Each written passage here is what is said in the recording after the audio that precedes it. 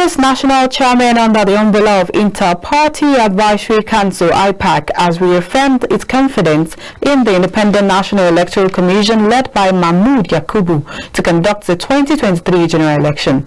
This followed after a series of court cases and dismissal of an alleged suit seeking the arrest and investigation of the chairman of the Inec over alleged false declaration of assets. Addressing newsmen in Abuja, the National Secretary Ipac, Yusuf Dantale, said that the council is satisfied with the preparations and measures taken so far by the Commission to conduct free, fair and credible and transparent general elections.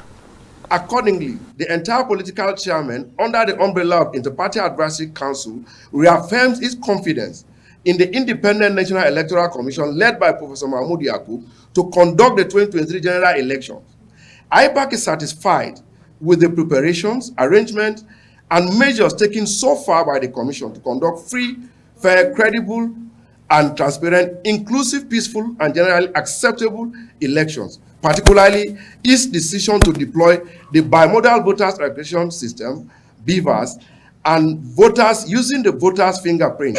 IPAC commends the judiciary for upholding the law, the rule of law, as a temple of justice and beacon of hope for the aggrieved people, and want the status quo to remain. The judiciary should remain steadfast, decisive, firm, unwavering in the discharge of its constitutional duties as the last hope of the common man.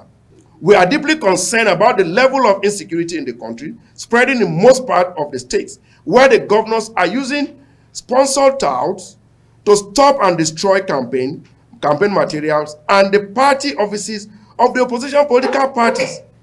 All parties signed a peace accord to abide by the code of conduct for a peaceful conduct of campaign during the election. So far, the peace accord signed by the parties appear not to be effective because nobody is calling the actors to order. Therefore, the council urges security agents to be proactive and ensure adequate protection of lives and properties before, during, and after the general elections. The council commended the judiciary for upholding the rule of law. Also, spoke about INEC's position on deployment of technology in the conduct of the 2023 general election. The council warned enemy forces working to truncate the nation's blossoming democracy ahead of the poll. A similar case was instituted in Aba. They lost. They went to Court of Appeal in Owerri. They lost. They came back to Abuja. They have lost. Maybe they'll go to Court of Appeal again.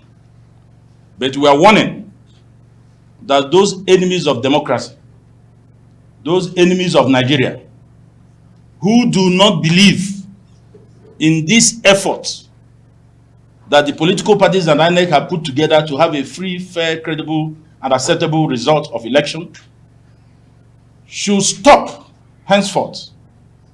Nigerians are tired. They want something new. They want something that they can rely upon, something that they will trust.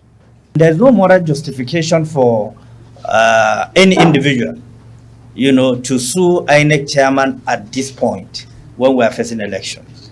It is a clear determination to disrupt the process. So many activities are ongoing to ensure that this election did not hold. But we are calling on the president and commander-in-chief, who have said severally that one of the legacy we want to leave behind is free and fair election.